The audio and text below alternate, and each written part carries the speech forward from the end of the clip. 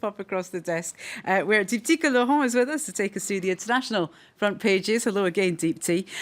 Let's start with those peace accords which were signed between the Colombian president and the FARC rebel group. Well, we're seeing a lot of criticism and skepticism in the Colombian press, really about the way this deal was sort of rushed through.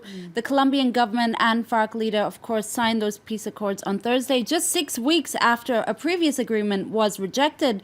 El Tiempo, which is a Colombian daily, says now they're hoping to skip the ballot box and go straight to approving the deal in the Senate and House of Representatives next week. There's also, as I said, a feeling that this deal was really shoved down the throats of people. At least that's the impression you get from a cartoon we're seeing in El Tiempo, the same newspaper. You see the FARC leader Timoshenko signing the peace deal in the Colón Theater Hall, which is where they signed the previous deals. And he says, I like being in a theater because I'm an actor of conflict.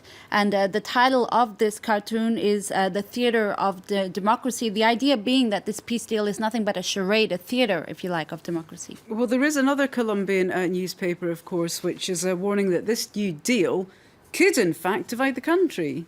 That paper is El Colombiano. They say, President Juan Manuel Santos, even he admitted that he didn't want to put this new deal to a popular vote because he feared it would divide the country more. We saw, the sort of yes and no campaigns in the lead up to the previous referendum.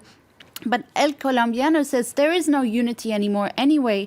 And I quote, they say, the way the opposition is urged to stop objecting to points it doesn't agree with means division is only going to get worse in the country.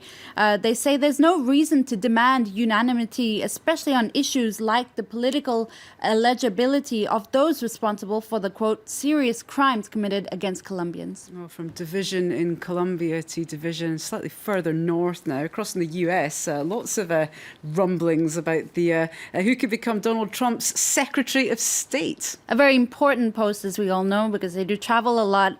Trump is carefully crafting his future cabinet, one that actually could have a combined worth of up to $35 billion, according to Politico. Trump's team of gazillionaires. There's just too much money in there to count. And that's just with a handful of confirmed picks and possible other picks. We know, for instance, Betsy DeVos, she's a billionaire, but future picks also could make that net worth $35 billion. Basically, Politico accuses Trump of campaigning as an everyman, the anti-establishment candidate. Yet now, I quote, he appears to be surrounding himself, at least in part, with people who are very much part of that system. Case in point, Rudy Giuliani, the former New York mayor, has thrown his name into the hat for Secretary of State. It appears that Trump is also considering Mitt Romney for the position.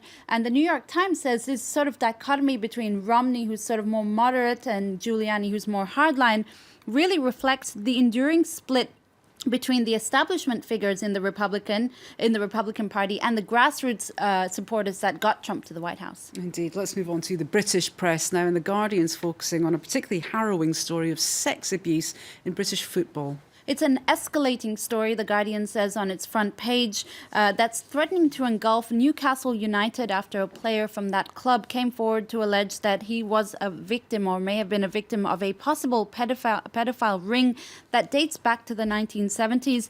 This story came to light earlier this month when Andy Woodward gave his account of being abused as a youth footballer, allegedly by a man named Barry Bennell, who was actually a high-profile youth scouter at the time, and he was since convicted on charges of pedophily. Now, since then, this scandal has snowballed. A hotline, for instance, was set up, and yesterday they received 50 calls in just 2 hours. Some of the footballers who have come forward have named their attackers as men linked to Bennell, which is prompting fears that we could actually be talking about a 3-decade pedophile ring in football. To keep an eye on. Well, let's end on something a little bit lighter. Of course, millions of people celebrating Thanksgiving yesterday in the States. That's right. A famous American holiday of giving thanks, eating turkey, was observed all around the world. Let's start with the Wall Street Journal here in Mosul. American troops celebrating Thanksgiving far from home, the Wall Street Journal says.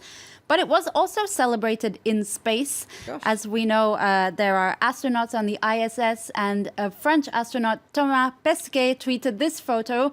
They're eating turkey out of what looks like to be sort of Ziploc bags. I'm not quite sure what that is. Looks that appetizing, does it? And we'll end just on a few photos from the annual Macy's Parade in New York, which celebrated its 90 years yesterday with a rather lifestyle parade here on the streets of New York. Oh, golly, that does look like fun. Thanks for that, Deepti Laurent, taking us through the international press.